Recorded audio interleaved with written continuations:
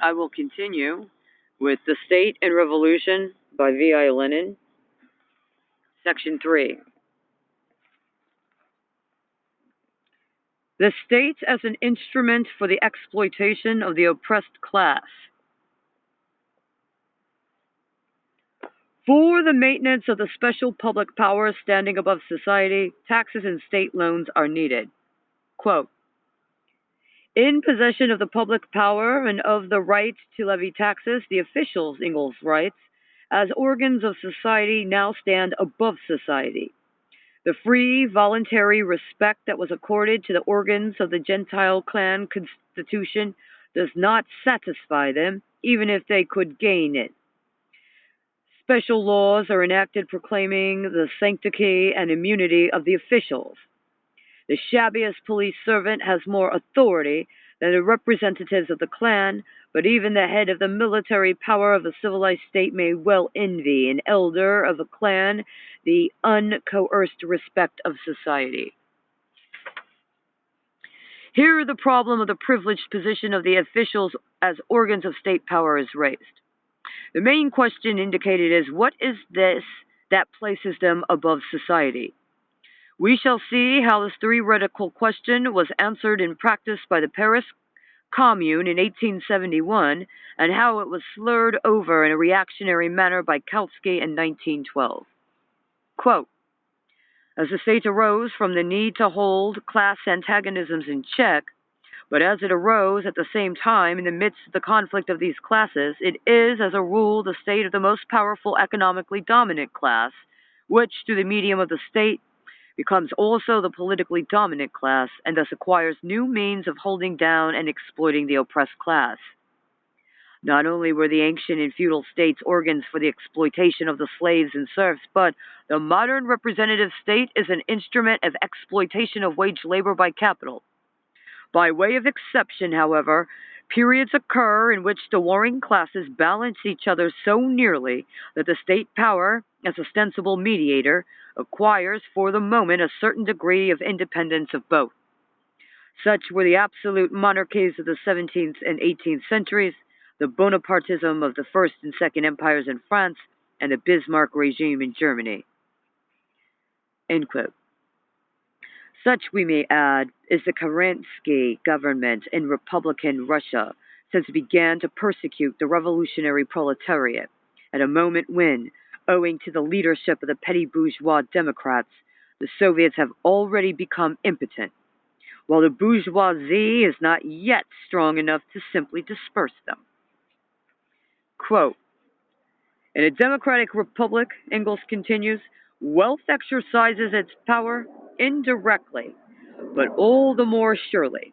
First, by means of the direct corruption of officials, America.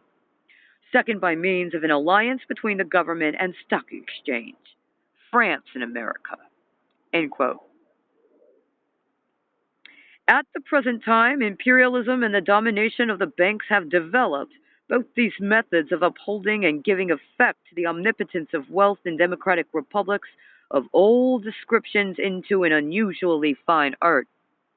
If, for instance, in the very first months of the Russian Democratic Republic, one might say during the honeymoon of the socialist SRs, socialist revolutionaries, and the Mensheviks joined in wedlock to the bourgeoisie, Mr. Palchinsky, in the coalition government, obstructed every measure intended for curbing the capitalists and their marauding practices, their plundering of the treasury by means of war contracts, and if later on Mr. Palchinsky resigned, and of course was replaced by another exactly such Palchinsky, and the capitalists rewarded him with a soft job at a salary of 120,000 rubles per annum, what would you call this?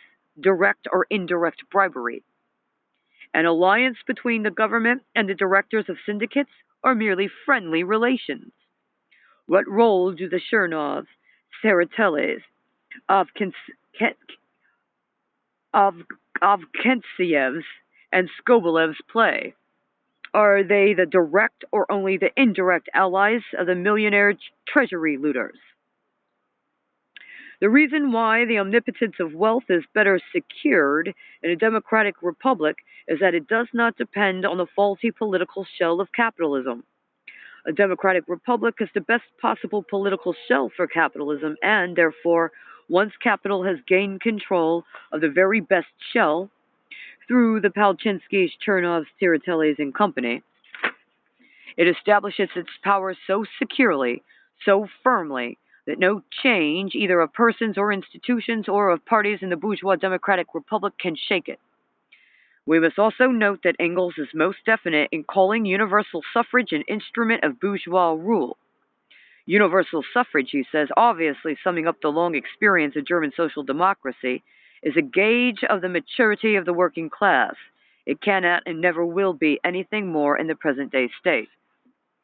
The petty bourgeois Democrats, such as our socialist revolutionaries and Mensheviks, and also their twin brothers, all the social chauvinists and opportunists of Western Europe, expect just this more from universal suffrage.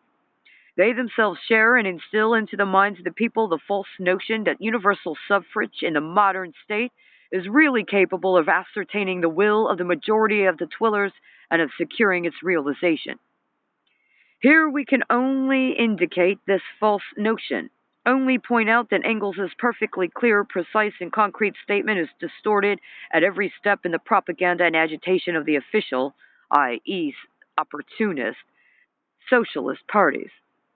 A detailed exposure of the utter falsity of this notion, which Engels brushes aside here, is given in our further account of the views of Marx and Engels on the modern state.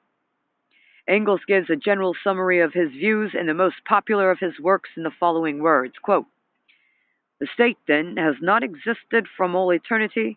There have been societies that did without it, that had no conception of the state and state power. At a certain stage of economic development, which was necessarily bound up with the cleavage of society into classes, the state became a necessity owing to this cleavage. We are now rapidly approaching a stage in the development of production at which the existence of these classes is not only will have ceased to be a necessity, but will become a positive hindrance to production. They will fall as inevitably as they arose at an earlier stage. Along with them, the state will inevitably fall. A society that will organize production on the basis of a free and equal association of the producers will put the whole machinery of state where it will then belong, into the Museum of Antiquities, by the side of the spinning wheel and the bronze axe." End quote. We do not often come across this passage in the propagandist and agitational literature of present-day social democracy. But even when we do not come across it, it is mostly quoted in the same manner as one bows before an icon, i.e., it is done to show official respect for Engels, and no attempt is made to gauge the breadth and depth of the revolution that this relegating of the whole state machine to the Museum of Antiquities presupposes. In most cases, we do not even find an understanding of what Engels calls the state machine. Into Section 3.